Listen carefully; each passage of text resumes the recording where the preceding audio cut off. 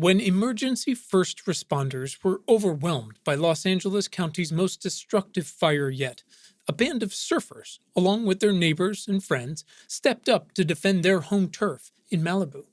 Their devotion to home drove them to show up for their community during the fire and for years afterward.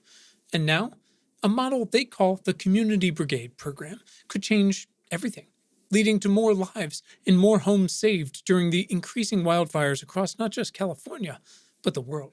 Join reporter Adriana Cargill from KCRW, NPR's All Things Considered, Crooked Media, and more, as she investigates a wildfire story that is not depressing, but is, in fact, a clear hope for the future. Listen now to Sandcastles, an award-winning podcast about home, how we create it, and why we fight so hard for it.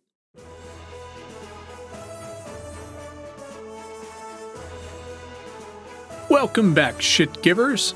This is Important Not Important, and I'm Quinn Emmett.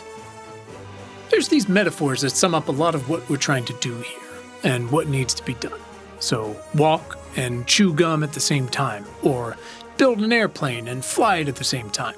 To use some more practical real-world examples, for climate change, we need to mitigate further damage and also adapt to baked-in damage. We need to decarbonize as fast and as comprehensively as possible, but also find the most transparent and measurable and effective ways to actually suck the existing carbon out of the sky. We need to find new and better antibiotics, but also cut down drastically on the number of ones we use today in people and animals. We need to feed more people healthier food on less land while we prevent deforestation and reforest where we can and with native carbon-sucking trees. We need to train millions more Black doctors and nurses while finding ways to, today, drastically improve biases and outcomes throughout the current healthcare system. We need to remove dark money from the political system while also making sure the candidates who are committed to doing so, from top to bottom, are well funded enough to actually win elections and get into office. We need to deal with this pandemic while we plan and prepare for the next one. We need to replace every vehicle on the planet with an electric one, but also increase public transportation participation with more lines and dedicated lanes and more reliable service to more places. We need to hand out scholarships and green cards to every scientist and graduate who wants one, but also make sure current citations reflect a wider canvas of lived experiences than we already do.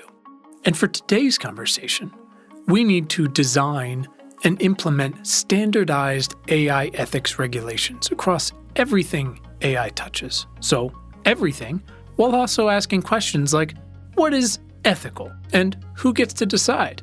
Why did they get to decide? And how are they incentivized to decide and write those ethics in today's society? Who provides those incentives? Who gets to regulate all of this? Who elects the regulators? And how do we make sure companies actually implement all of this when they're designing tools on deadlines? So one, yes, in case you're wondering, it's super fun to be married to me.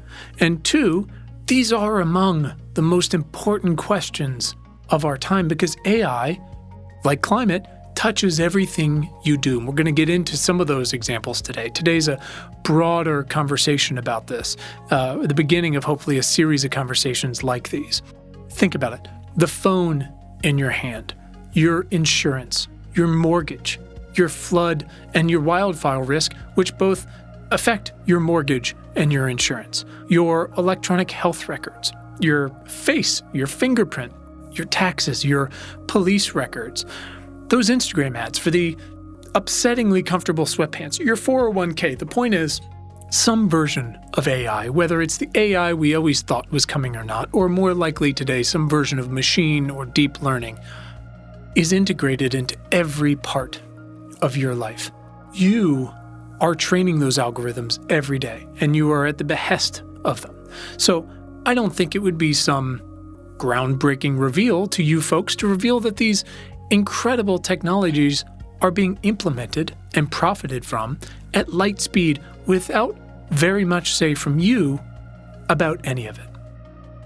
And when I really need to go deep on this subject, on AI, on the ethical front, on the practical implementation side, there's one place I turn, and that's the Montreal AI Ethics Institute. They help me ask better questions. And because, like climate, again, AI touches everything, their excellent analysis has really actually helped me level up so much on all of this stuff.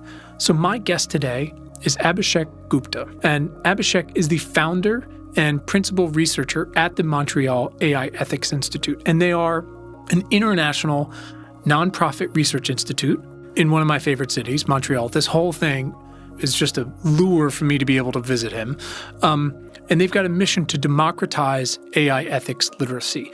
Abhishek works in machine learning. He serves on the CSE Responsible AI Board at Microsoft, where his work helps solve among the toughest technical challenges at Microsoft's biggest customers.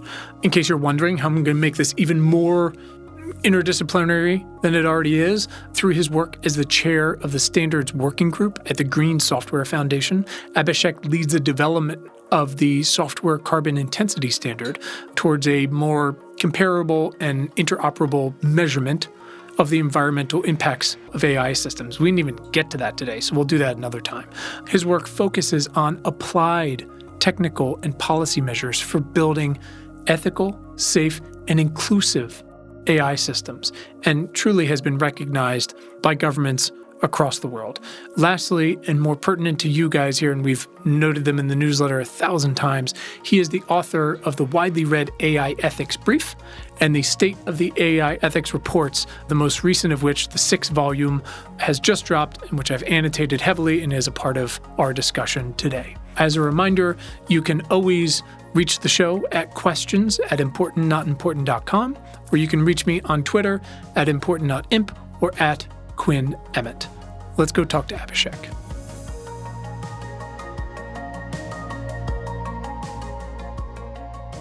Abhishek, welcome to the show. Hey, great to be here on, Quinn. Excited to talk about AI and a whole host of other things with you today. Yeah, I imagine we'll dive right into Star Trek. It'll be great. Abhishek, we like to start with one important question to try to set the tone for this fiasco.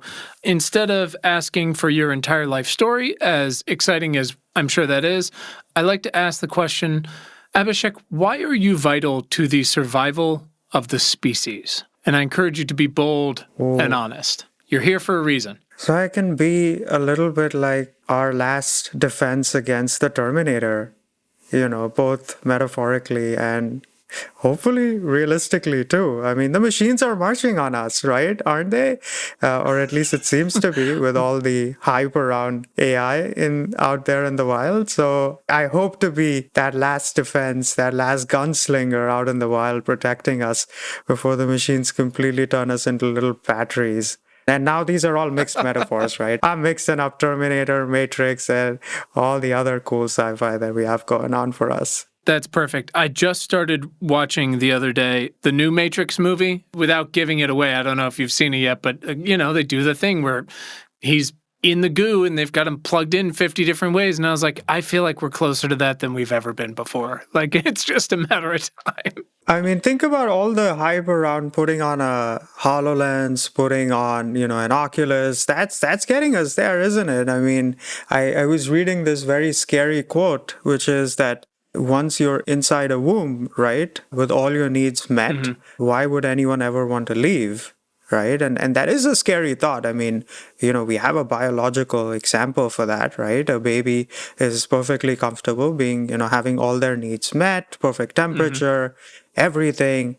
That's what's scary about all this, is that we're kind of numbing ourselves into that with the perfect set of entertainment, hand-curated stuff. Here's what you should buy. Here's what you should listen to. Here's who you should be friends with. In fact, I just finished reading this past weekend, Fahrenheit 451. And, I kind of feel like, I missed the boat on it the first time around, right? I guess I wasn't born then. But that had a fascinating thing with, the parlor, where you get fed this perfect mix of propaganda and entertainment and connection, and people are just numb, right? they've forgotten what it means to think critically, apart from all the book burning and everything else that goes on there. It's just, as you said, we're closer to all of this than we think we are.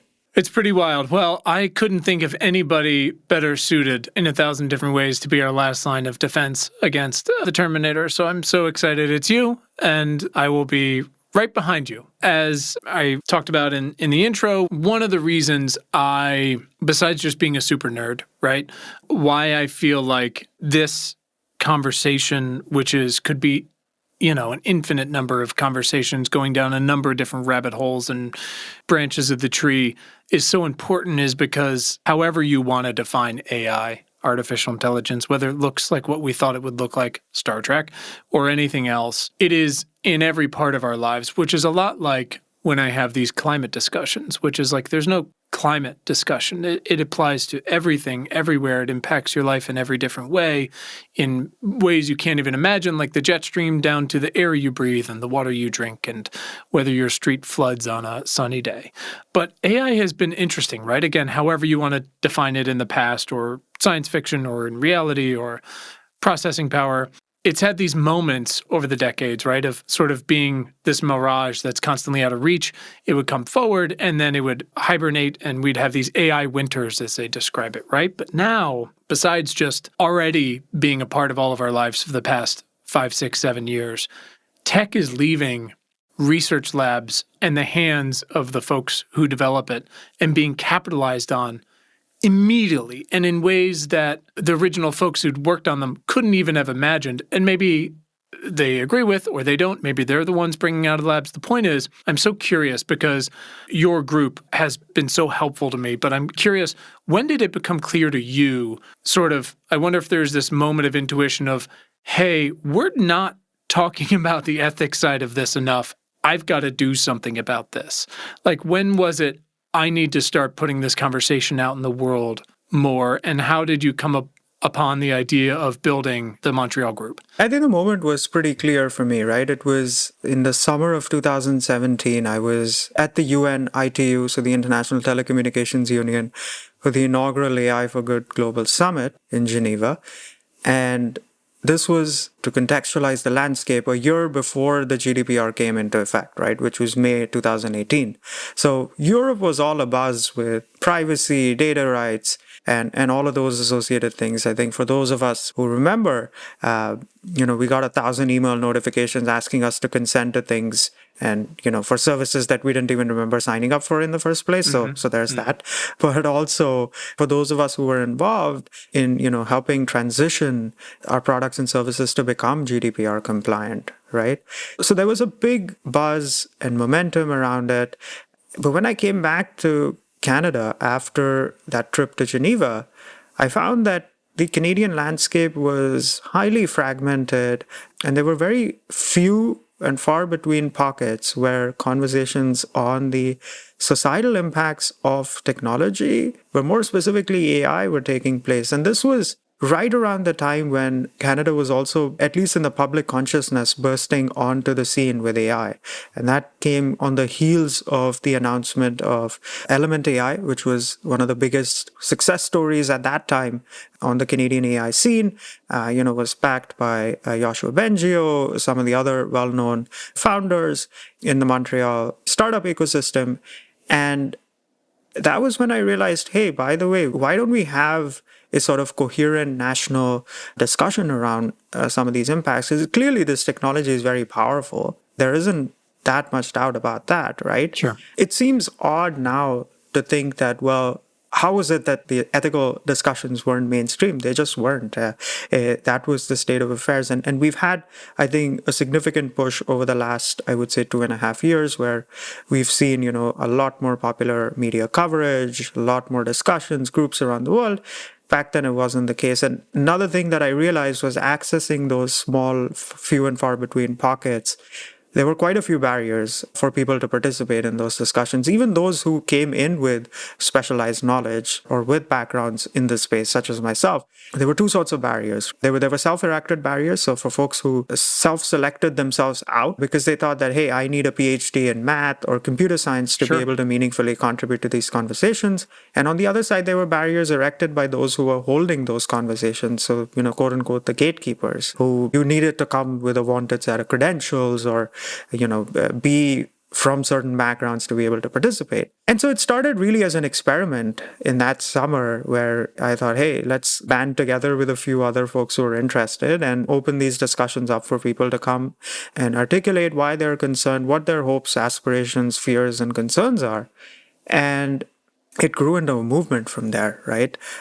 We started to, just through word of mouth, become this place that was a safe haven, a welcoming embrace for people coming from all walks of life, really, with either a very deep background in this space or with no background in this space. But what they did find was that we were willing to work together to elevate the level of discourse, to provide nuance to the conversation. So we weren't talking about Skynet and Terminators coming after you, right? Even though I would love to be the last defense. 100%. We've made that clear.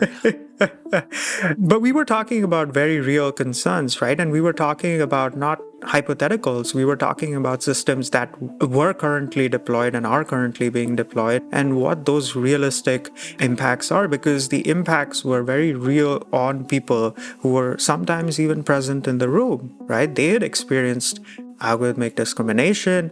They had been, denied, for example, credit, amongst other things. And that was really, I think, a moment where we realized that, hey, what we're trying to do here is bringing value and is an effective mechanism, to borrow the term from the tech ecosystem, to scale, right?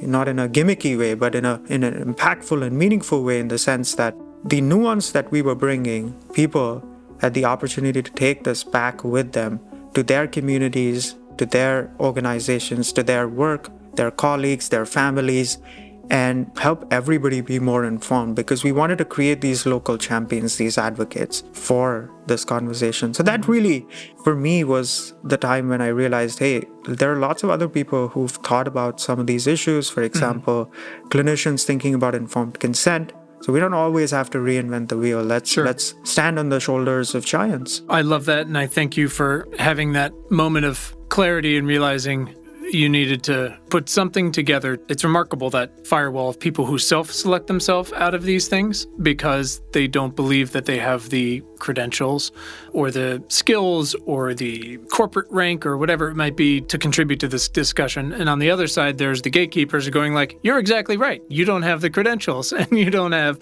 the positions to contribute to that discussion.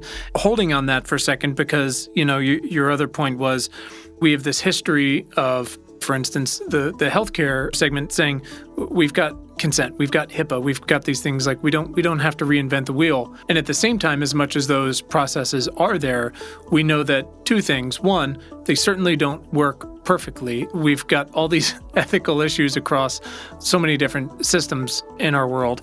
But at the same time, we can build on them and we can do better to make those more inclusive, because again, AI touches everything and is only going to continue to be that way.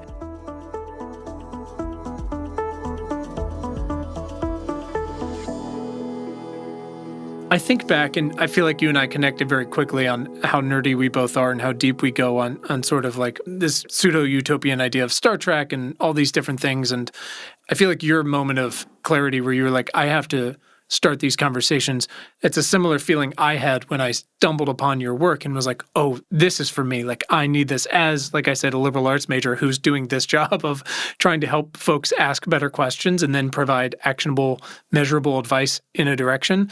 It's so helpful because you guys are trying to do both, right? You're trying to instigate and nourish the conversations about what are these ethics and what does it mean and what can we learn from prior sectors and prior examples of something coming to fruition so quickly and so overwhelmingly, but also trying to say like, yes, but also what are the practices we have to put into place while we're having these discussions because it's rolling down the hill. And so I've learned so much from you guys, and there's some great books that have come out in the past couple of years. We had on Dr. Carissa Veliz, who wrote a book called Privacy is Power, which is fantastic, and Atlas of AI, I really enjoyed, and Alignment Problem, which speaks to basically our entire society, which is the whole thing, right? But I also think back to these books and that I grew up with, like Heinlein, Moon is a Harsh Mistress, and iRobot in some discussions, and the new stuff like Clara and the Sun, which if you haven't read is fantastic, or super weird stuff like Hyperion, right? It was interesting to me thinking about those, right, which can often paint this portrait over a few hundred pages of this is how things go wrong, not because of a machine or an algorithm, but because of us. And so it was interesting in the report, the recent volume 6 of the report, learning about Sean McGregor's work with the AI incident database, which I loved. And of course, first, because my way of dealing with things that are scary is to make jokes. But it reminded me of those signs you see in like offices, in the office that says like 3 days since the last workplace safety violation, right? And someone has to wipe off the number and set it back to 0 because someone splashed coffee. But in Sean's case, it's like we're talking about someone hacking an entire continent's like eyeball records, right? And you wipe the number and go back to 0. But you can tell from the data, right, that there is, as he put it, this uneven distribution of harms basis. And it just comes back over and over again, whatever we're talking about, to the teams that designed these tools not being inclusive enough or even at all. And if that's by design or by accident or just how we're built. And I wonder how much of that sort of thing, the data behind that and the questions behind those, how much that informs what you guys are trying to do. Like, is that a fundamental building block of how you have these conversations?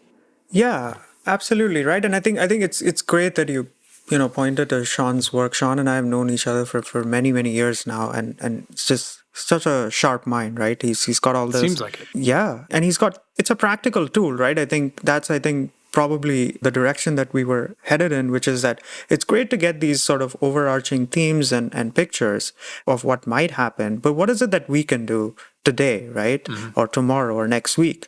And that's, I think, what the incident database helps to bring that gap to action, like it helps to bridge that gap to action so that we can start to act on some of these insights. And that does inform to a great extent the work that we do at the Institute as well, especially on the fundamental research side of things or some of the consulting that we do for large public entities, which is, well, why are some of these things still happening? And now we're talking present moment, 2022, right? It's not that we're strangers to the societal impacts of AI, at least I would hope not, with all the coverage that we get, especially, as you said, Carissa's book on Privacy is Power, fantastic book, I read it, makes it very, very clear that, this is something that is impacting our daily lives multiple times a day. It's not just that it's a single service that we use and get impacted by, right? But for us, what's been interesting is, well, what is the ecosystem within which we're operating, right? And how is that actually shaping or failing to shape, rather, these concerns and why action is not being taken? And I think one of the things that I've realized as a part of doing research, as a part of doing some of these consulting engagements, is that we're really not paying enough attention to the organizational aspects of where these products and services are being built and how they're being deployed, how they're being procured, right? Because again, let's also not forget that it's not just some companies who are building and selling products and services, but it's also other organizations who are choosing to procure and then deploy these products and services, because not everybody's got 10 brilliant AI engineers, ML engineers, I should say, rather, and PhD folks who are, developing new stuff, right? So then the question is, okay, well, we are aware that these things are happening, then, what gives? Where is the gap? And I think it comes from the fact that we've got a fundamental gap today in terms of organizational behavior analysis, in terms of what the organizational incentives are, how employees are functioning within these large organizations, what the sticks and carrots for them are, what are the stated goals and what are the implicit goals, right? So the stated goal might be that, hey, we've put out this set of ethics principles or guidelines. And my gosh, there are, I think I was just checking this weekend, I think over 700 of those sets of principles and guidelines, at least.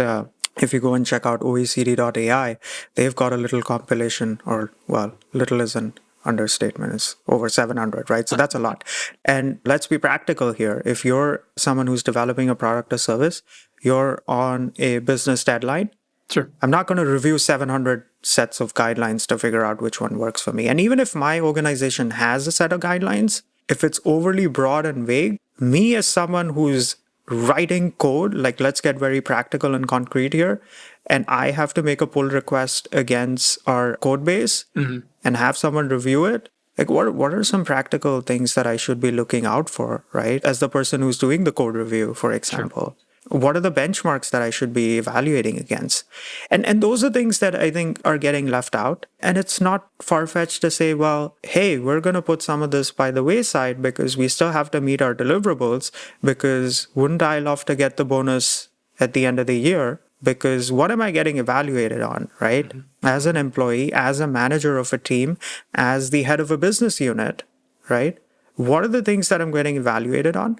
And are ethics and other guiding principles front and center when we're making those evaluations and determinations? Sure. I don't think so. At the moment, that doesn't seem to be the case, that they're explicitly outlined in any of those evaluations. And if they are, they're not practical in any way. I mean, we've all worked at companies where you look at the mission statement on the wall, printed letters, and you're like, okay, but what does any of that actually mean to my day-to-day job? Much less, again, creating these tools that, like you said, are on ridiculous deadlines and affecting millions of people, and you're going, that's how I'm being judged. It makes a lot of sense. I mean, I know I harped on it so much and accidentally dominated our discussion the other day with the group about, incentives. But if there's anything that I keep coming back to in my work here across all the different things we talk about, whether it's decarbonization or offsets or infectious disease, or whether to drop masks or AI ethics, you're just constantly going, what are the incentives to employ these things, these tools, these people, these regulations, this legislation, this procurement in an equitable way? Who is designing those incentives? Who gets to design those incentives? Who gets to even be in the discussion of them? And you can just keep backing up and going that's the whole point of the alignment problem, right? Which has been around since before the book, but the book does such an eloquent job of describing it's us, right? It's about the operators.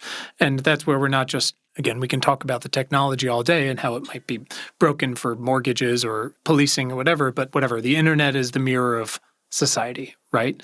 And without this wide variety of shared values being incorporated, without cooperation, if we don't have those and then seek to employ them in a practical, specific way, like you were saying, you just inherently get, because we've always gotten, massively biased tools and systems that just hurt people or reinforce existing marginalizations.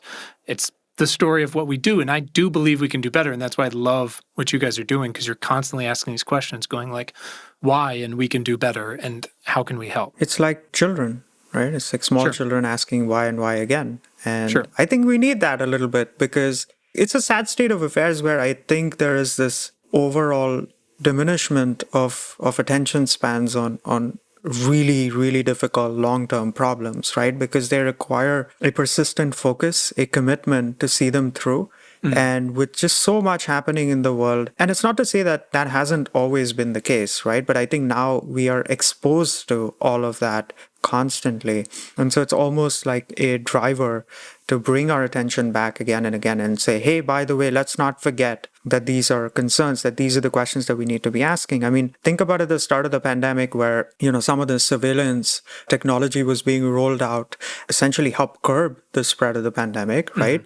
But we also needed to parallelly ask questions around, well, hey, are we going to dismantle this once the pandemic is over? It isn't over yet, but not easy to do. Once you put in fact, even if you look at the history of passports themselves, they did have their origins in protecting against some of these concerns, right? And then did they ever get rolled back? No, now everybody needs to carry one if you're traveling internationally, right? And we've completely forgotten about the history there because, well, it's just an accepted part of society. And that's, I think, one of the other things is that we as humans are tremendously adaptive creatures, right?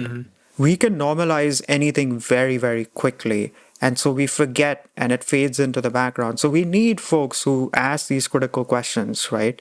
Who keep bringing up and questioning what forms the fabric of society, and that it's not a given. Nothing is a given. It originated at some point for some reason. Sure. It's just that we've forgotten what the reasons were and why this was put into place. So I think every so often getting a kick in the back and saying, hey, by the way, why do we have this again? And seeing if there's something better out there Sure. is a worthy thing to pursue. I mean, I feel like there's so many ways to agree and expand on that. I think of, you go to a public pool and there's 10 rules that are common to every public pool, and then there's maybe an 11th that seems totally obscure. And you're like, that's there because someone did something that was wholly inappropriate or hurt someone or someone got hurt. And now we have to make a rule because of it. And I think also the other day someone said, oh, so we're going to drop masks on planes, but 20 years later, we're still putting shampoo in bottles that are 1 ounce big and taking off our shoes. Our sense of risk balance and overall, again, assessing and going, like you said, we not only can, but we will normalize anything and everything. And so quickly, whether it's data sharing or, Snapchat maps or any of these things, it's incredible. So I am inherently, obviously, a white guy born in the late 20th century in the U.S. And we know that the U.S. doesn't really have any recent or substantive data privacy or AI legislation. Europe, like you were alluding to as GDPR, or as most people probably understand it, the question, accept all cookies, that you see every day and drives you crazy, but that's what that is. I know they've got new insurance regulation, but I'm curious, outside the West, are there countries that are handling these conversations and these standards or regulations, if they're there, in a more progressive or more, there's got to be someone, I hope. Yeah, I mean, for example, India has the PDP coming out, right? So the Personal Data Protection Bill that is now being debated and talked about and, will probably come into effect. Vietnam has got something around privacy as well. And there are lots of other countries that are exploring what legislation in this space can look like. Data privacy being, I think, a natural sort of entry point to talking about the more pervasive impacts of technology, if you're talking now about, the impacts that AI is going to have, right? So you've now got the Algorithmic Accountability Act from Senator Wyden and colleagues in the US, which we had some contributions there to make. Hey now. Yeah, we were very happy to be invited into the process, and we fully endorse it as something that will help to move the industry forward, or the ecosystem forward rather, both assessing but also mitigating the negative impacts of technology. You've got similarly the EU AI Act, but again, those are Western examples. Speaking of non-Western examples, then, if you look at places like India and Vietnam, what's interesting is that you've got this inheritance that's coming from GDPR as a starting point, right? So for better or for worse, the GDPR did set a precedent, right? It sort of woke up in the broadest public consciousness that, hey, privacy is important. Here's how, it's sort of being intruded upon. You need to think about it. You need to take action, right? But I think one thing that's been lost as a part of it, as other countries now almost always default to things that are in the GDPR as a starting point. Not to say that the GDPR is bad.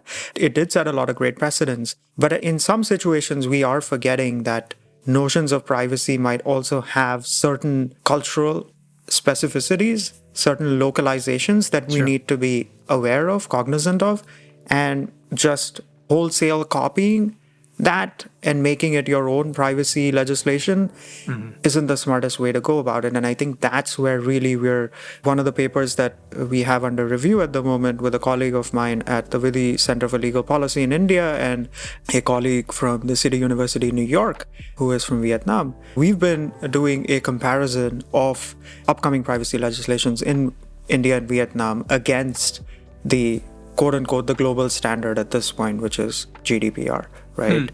The idea is, well, what are some things that are great from that, from inheriting that as a standard, as a starting point, but what are also some other things that we need to consider? As you were talking about it earlier, who are the people who have been invited to the table as these bills, as these pieces of legislation are being drafted? Who's being left out? What do we need to think about? What are some localizations that we need to think about? And also, what is going to be the impact if we have slightly differing versions of privacy legislations for companies that, let's face it, right, all of them are based out of a very small part of the world, and technology sort of emanates from there and spreads everywhere else, right? What does that mean then for operating across these jurisdictional boundaries where different legislations apply? Are we going to then have some sort of a lowest common denominator, lowest in this sense being, I guess, Sure.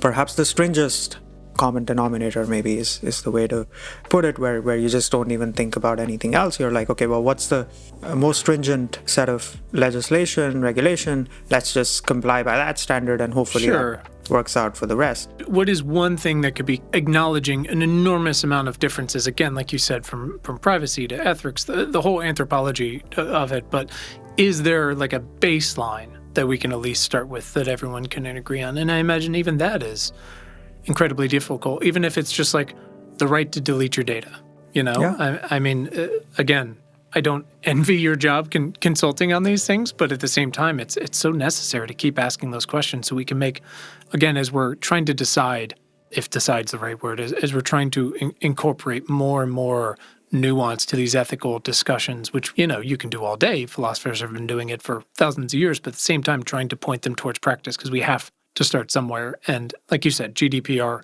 is nowhere near perfect, and it can be a sledgehammer and can make competition more difficult in some ways, but none of them are going to be perfect. All of them aren't perfect. So what are these slivers that we can hopefully all agree on, if at all? And I love that idea that you bring up, that it makes competition difficult, because I think that's one thing that also doesn't get talked about often enough, which is how does it alter the market dynamics, right? For organizations that have tons of money, if you have 25 different legislations, sure, they'll just throw more lawyers and more programmers at it and comply with each of those legislations and regulations and continue to have their position in the market. But that forces out smaller actors, smaller players who then have to restrict themselves to perhaps one jurisdiction because they just don't have the resources to be able to comply with legislations and regulations across 25 different jurisdictions. So it does have an impact on the market dynamics as well. One of the things that I've been thinking about as we discuss all of these issues is, well, can we create a set of commons, right? Can we create a set of shared patterns, shared tools that are perhaps funded by some of the biggest organizations who have resources, but then who make them open source and accessible and maintained. And then there's a lot to say on the open source front, but continuously maintained so that smaller actors can take those on and we continue to have a competitive market for these products and services. And it's not that this is a pipe dream and doesn't have any precedent. There is this fantastic group called Tech Against Terrorism, which actually coordinates several actors who have resources, so big organizations who have resources. They create tools for content moderation, for detection of hate speech, for detecting, for example, if criminal activity is being organized. They make those tools available for organizations who don't have those resources. And then they can use those tools to empower and equip themselves to protect against some of these malicious actors as well. So all that to say that this is not without precedent. And I think it just requires perhaps some willingness, some momentum, a coordinating body that brings together some of these folks and says, hey, by the way, we're not going to continue to fragment the space by bringing in more proprietary tools, services, and compliance mechanisms, but instead we're going to work towards building a set of commons that any and all of us can use. And let's also not forget that the power, one of the greatest powers of the open source ecosystem is that anybody can go and analyze what's being done. Sure. So I will say this carefully, there is a potential for building consensus because let's also be realistic here that in most cases, open source software also tends to then cluster around a few small set of core maintainers who have the resources and time to continue investing in it. And the rest of the community may or may not fully engage in that consensus process. In your day-to-day, week-to-week, month-to-month, again, working on these discussions and publishing your research and the conversations and the analysis, but also doing the consulting work and legislative stuff, do you feel like without substantive carrots and sticks, as we talked about, without those incentives, that a commons like that is possible? Or do you feel like we need to crack down on those carrots and sticks first? Because, I mean, you just look at, and I'm not trying to be too pessimistic about it, but again, you look at the massive amount of wealth being created off these tools every day from the biggest companies we've ever seen. How incentivized are they to work on these things, to establish a commons like this, to backtrack on some of the things they've seen? And by the way, that's acknowledging, for all its many, many, many warts, to see, for Facebook, they are seemingly walking away from facial recognition in some ways. Again, remains to be seen how that goes. I'm just trying to be a little skeptical about it, I guess. No, and perhaps you're right? I mean, at what point did that come around in their transformation, right? And what were the triggers behind those actions are opaque to us, right? So I think attributing any kind of intention, good or bad, is difficult. It's really unclear sort of how they arrived at that decision and why they arrived at the decision. And maybe they just weren't getting enough business value out of it that they said, hey, it doesn't hurt. We'll get a quick PR win and let's just, say that we're not going to use it, because what were we really getting out of it, right? So that could wholly be the case. I mean, sure. I'm not privy to any of that. So, the skepticism is perhaps warranted given everything else that we've seen. Let's also not forget that there are well-meaning humans at each and every of these organizations who are trying to do good stuff. And it's just, to what extent are they shackled, constrained by organizational structures around them?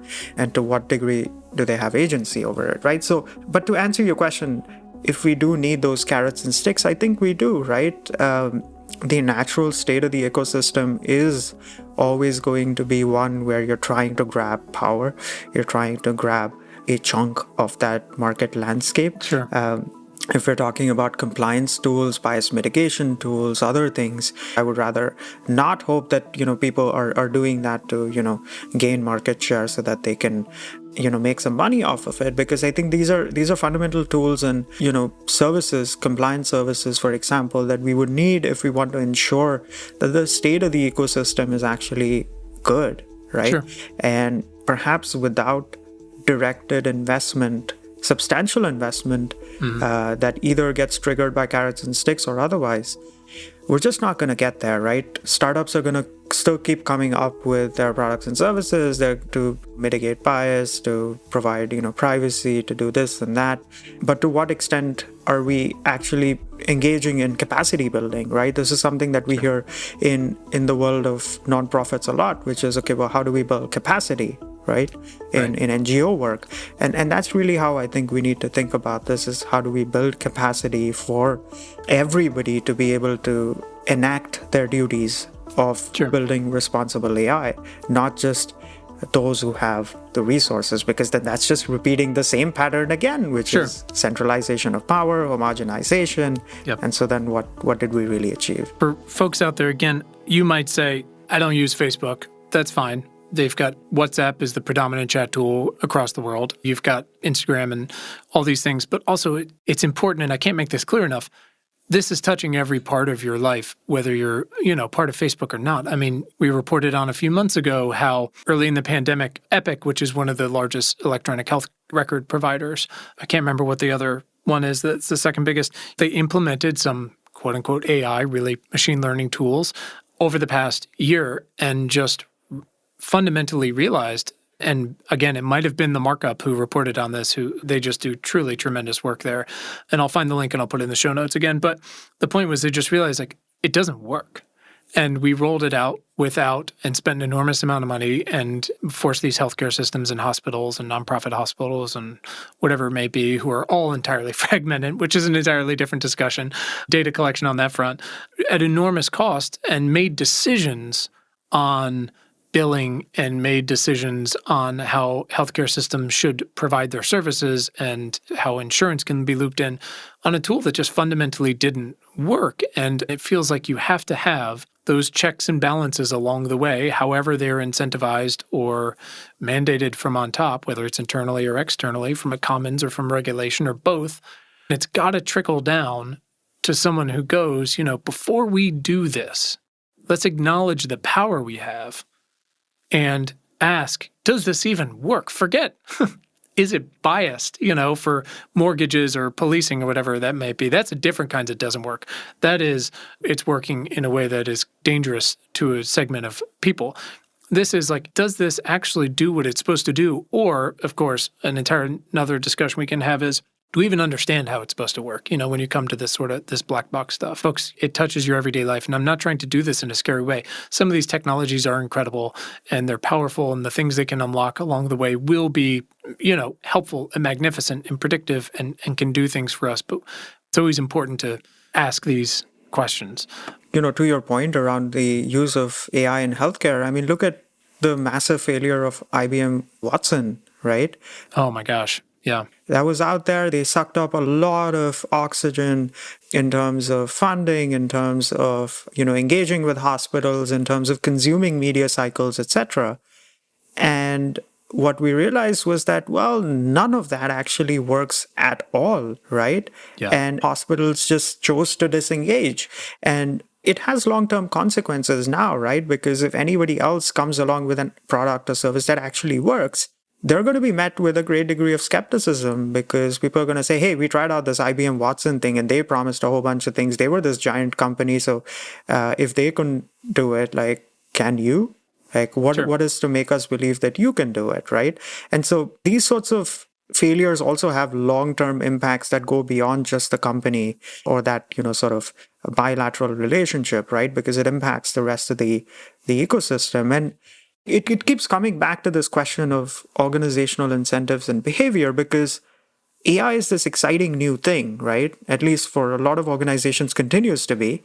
And for someone who brings this idea forward as the head of a business unit or some other organizational unit and say, hey, we should engage with this external provider for getting these AI services and products into our organization, it's a quick win for them in a sense of trying to show that they're being innovative, that they're thinking out of the box, or whatever other jargon you want to throw at it that, folks use to evaluate the effectiveness or the innovativeness of an organization, right? And I think something that you were saying earlier, which was we should maybe have a chief question asker at any organization who comes in and asks just those pestering questions. It's like, why are we doing this? What's going to be the impact? Have you really thought this through? Let's take a second, right? Let's not jump in. And we need that, right? And I'm not saying that, I mean, heck, I work in writing these systems day in and day out. So it's like, I'm trying to chop off my own legs and, take away my own employment by saying, hey, we don't need people who write code, right? I'm not saying that. I'm not anti-technology. I'm just saying that, hey, we just need to ask a few questions before integrating it so deeply into our lives that it becomes almost impossible to extricate ourselves from it. Sure. And we do a very good job of that as humans, of making it very difficult to back ourselves out of these corners once something becomes inherently a part of the fabric of life. So I guess on that note, I was thinking recently about how, not sure how old you might be, I grew up on Prodigy and IRC and Instant Messenger and then digital cameras, and then there was like the Facebook and you had to have your college EDU address to sign up. But then there was all this talk of the generation younger me was so much more comfortable online and just shared more stuff, less worried about privacy, sharing their lives, and how we were the old ones. And now I feel very old every day for 1,000 different reasons. But I wonder now, with everything that's come out on Facebook and the decision-making inside and how that's contributed to certain things, whether it's elections or misinformation around vaccines, whatever it might be. I wonder now if that generation is starting to fully understand how all of that sharing and their data is being capitalized on, and whether that has moved sort of the ethical needle for them, and not even, again, just by the biggest companies in the world. And you think about the markup the other day was talking about the $12 billion location data market that's out there. It's astonishing, right? Anyone with any amount of money can get from those brokers. So I want to pivot all of that sort of towards action, and I guess it's two sides of the coin. The first is inherently, what can our community do to protect themselves online to make sure that they're able to use these tools, which can be powerful and helpful, but at the same time not feel like they're being taken advantage of at every time they drop a marker in a map. And then secondarily, what would you recommend to non-AI people, again, people who aren't writing this code or implementing it, to most successfully instigate conversations like these about a commons internally or externally, about internal AI ethics, principles, and practices inside their own companies? So it's like, on the one hand, how do we protect ourselves? On the other, how do we acknowledge we're going to use these tools, people are going to use these tools, we're going to buy these tools, even if we didn't develop them? What are the practical ethics we should be abiding by to use them, but also make sure we're doing it in a way that is equitable and safe? Easy questions, I know. And if I had the answer to all of them, right? Right. I think the first thing really there is to look at some actionable tools and things that have been put out there, right? So the folks at Mozilla have this great list of things called privacy not included, right? And it's a list of products and services and their privacy ratings, which is super helpful, presents it with a emoji, right? So it's smiling, not smiling, and whatever the gradations between those are. So very modern for the younger folks out there, relatable. And so that's one way to sort of, step forward, really take action and understand, hey, I got this product X from company Y. Where on this list does it rank? What are its privacy implications, right? So that's one great tool for folks who are perhaps not deep into the AI world. I gave this TEDx talk a while ago on building civic competence in AI, where I proposed a set of 3 questions that can help folks understand the impacts that these technologies have. So the first question is, does this use AI? The second is, does it serve me or the creator of that system? And the third is, could it do better? And it might seem very basic, but right, going in with the theme that you mentioned before of what is very direct and actionable, something that asks us to think about these issues critically, I think this helps to elucidate that very clearly in terms of centering a little bit the locus on yourself in terms of what the impacts are and what actions you can take. Because I think that's been one of the things that, as much as we would like to hold these powerful actors accountable, while that happens, we also need to take action on our end, right, to protect ourselves. And for example, if we're looking at folks who are, let's call them digital natives, right? Because they've perhaps grown up with these technologies much younger than, I guess, both you and I. One thing that we need to think about is it's this point that you alluded to, which is that it's not just big, powerful actors who are shaping our behaviors.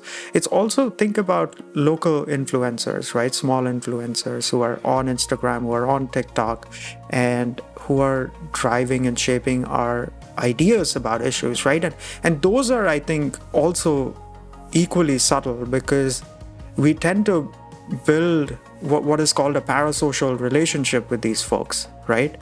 And over time, we forget that they are also putting up a facade of sorts. They are acting, right?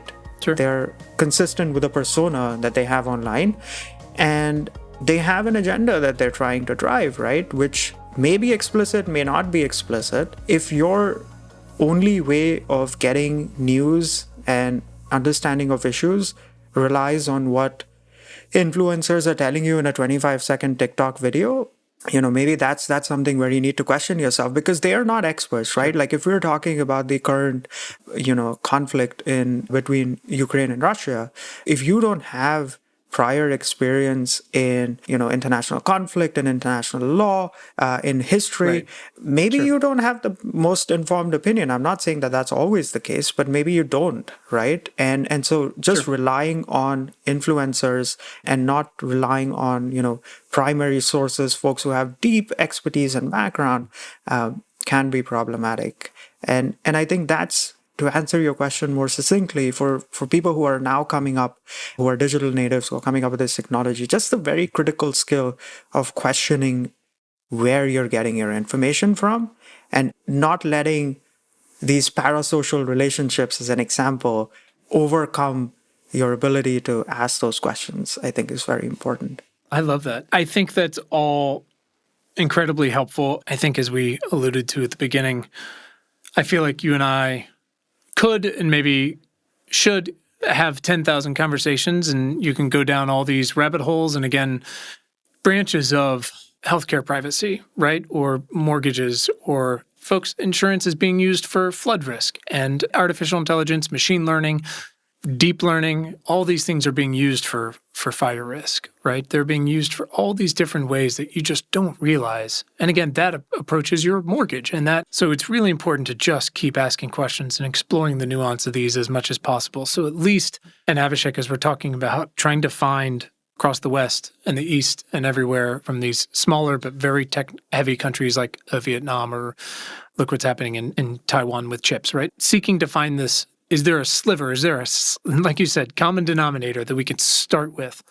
And maybe that's just awareness, because, I mean, that's how this whole thing started for me. Was I was trying to have conversations with friends who were inherently invested in and interested in these topics, right? The macro, science-driven, but still anthropological questions of the biggest issues of our time. And they weren't getting the information that I was getting, because I had just sort of curated a fire hose of the most reputable content to come my way, and they were getting their news from Facebook, no fault of their own. And it turns out that didn't work out very great for everybody, but also that's why I eventually just slapped together an email and said, hey, here's the 5 or 10 things you missed, because selfishly, I just wanted to be able to have informed conversations with folks about these things. And you just might be aware of why you don't get that mortgage, or why policing works the way it does, or why Instagram wants to build a tool for under 13-year-olds. The more we are just all aware of every action we're putting in, again, you as a user are training that algorithm every day. It matters. Every touch point you put into that is pointing you towards that matrix plugged into the goo where it says, live your life this way, answer this. And sometimes it can be really helpful. And sometimes it can just be too much, or used in ways that the person in the research lab that designed it didn't intend for it to be. Or it can be sold without your knowledge. We talked about in the newsletter about how reported 96% of people who, when iOS 14.5 came out and they said, do you want this to track you? And you were like, no, absolutely not, across all these other apps. Didn't realize that really doesn't apply to location in a lot of ways. And that's why there's still this $12 billion market of your location data being sold to anyone who wants to pay for it at any time from these data brokers. And you just have to be aware about that, because people aren't going to have conversations, much less take action, if they just don't have any idea that it's going on. So I appreciate your commentary of, look, some of these folks on TikTok and Instagram, some of them are smart and incredible science communicators, or political science, or, you saw when the CDC got on, et cetera, et cetera. It can be helpful, but you got to question your sources, and you got to question the incentives behind why they're putting themselves out there. Anyways, I'm going to give you the last few questions, then we're going to get you out of here. It's been long enough. These are questions we ask everybody, Abhishek. I don't call it a lightning round, but feel free to not spend all day of them, because you've got more important things to do. First one, when was the first time in your life when you realized you had the power of change, or the power to do something meaningful, either by yourself as a child, or with a group or a club or at a company, whatever it might be? When were you like, oh shit, I can do something here? I can give a recent example. I think in 2018, when we were invited to participate in the G7 AI Summit, or rather, I should say I was invited by the Canadian federal government to participate in the G7 AI Summit, I realized that the community that we had built up in Montreal to discuss AI ethics had grown so large and was so diverse and had so many great ideas that I could just tap into all of them and carry 400 voices with me into the room. And the real holy smokes moment for me was when I was in that room discussing these issues on the future of work. We realized that the power of those 400 voices was very strong, very well informed as a collective, because the insights that we were able to bring were in a lot of occasions on par, if not better, than what the other experts in the room had to bring. So that was a wake-up moment for me, that the community that we've built really had the power to bring informed discussions to the front. And at the same time, a realization that yes, I'm in a privileged position where I do get invited to these sorts of things, but it's also my responsibility to then carry those voices with me into the room so that we can all share in shaping those technical and policy measures. I love that. That's awesome. I mean, and that is the reason to build these communities, because those communities are out there, and those folks are out there just yearning to be part of something like this, to contribute in some small way and say, this is my lived experience, or this is how I'm trying to implement a tool like this, or asking questions like this. And I love that you're the figurehead for all of it. The man standing against the Terminator. Abhishek, who is someone in your life that has positively impacted your work in the past 6 months? Can we talk about authors who have positively impacted us? Because, I mean, they're not directly in my life. Yeah, absolutely. So I would say Shane Parrish, the guy from Farnham Street. So he's written this set of books called The Great Mental Models. And man, they've been transformative in the way I look at, we were talking about questioning the fabric of society and how things come about. I think by far that has been the single biggest impact for me over the last 6 months. And he runs, and not, I don't get any commission for this whatsoever, but fantastic set of books. And he runs his community, which is the Farnham Street community. Absolutely fantastic place to be in, to learn from folks. So I would say, Shane Parrish, probably. I love that. I am too an acolyte, and I've tried to just suck up as much knowledge and perspective from that community. I've got those hardcover books, red books over there on my bookshelves right now. They're fantastic. Even if you just dip in and out of them, I mean, what you can pull away to apply to your everyday life is truly helpful. Abhishek, what's your self-care? What are you doing after I tormented you with this conversation? How do you take the load off? Good home-cooked meal, man. All right. Every day. Are you cooking? Well, my parents are visiting, so it's my mom. So even better. Oh, nice. Very nice. That's a real win. I love that. And last one, coming back to authors, and we've got a whole list up on Bookshop of all the recommendations. A book in the past year that has opened your mind to a topic you hadn't considered before, or it's actually changed your thinking in some way. I guess I'll have to repeat what I said before, but it's got to be The Great Mental Models have just been so fantastic, right? And I know I'm a little late to that game because those books have been out for a little bit, but they're just straight up, they're fantastic. They're timeless. So I love it. That's awesome. Well, we will definitely give Shane a shout out and throw those on our bookshop list. I don't even know if they're available there. If they're not available there, then we'll put a link to them on the Farnham Street website. Abhishek, where can the people follow you and your crew of X-Men in Montreal?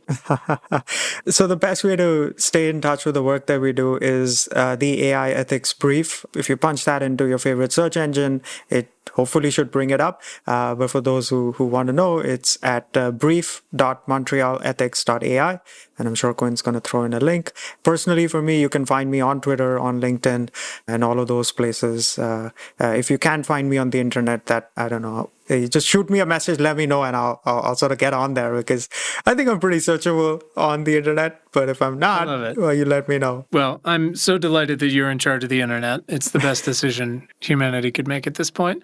Thank you so much for your time today. I sincerely appreciate it for all your work. Truly, I have selfishly gained so much and feel like I've leveled up quite a bit on this stuff from reading your work, not just the big reports, but every week with the newsletter, which I inhale and annotate as much as possible. So thank you guys for everything you do. It's our pleasure. And thank you Quinn for being such a fantastic communicator. I think we need folks like you who bring the message out to everybody in the world about asking those critical questions and taking action. It's not just about asking, but it's also about acting. Thank you for all that you do as well. Trying. Thanks to coffee.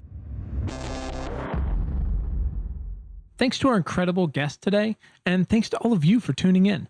We hope this episode has made your commute or awesome workout or dishwashing or fucking dog walking late at night that much more pleasant. As a reminder, please subscribe to our free email newsletter at importantnotimportant.com. It is all the news most vital to our survival as a species. And you can follow us all over the internet. You can find us on Twitter at importantnotimp. Just so weird. Also on Facebook and Instagram at importantnotimportant. Pinterest and Tumblr, the same thing. So check us out, follow us, share us, like us. You know the deal.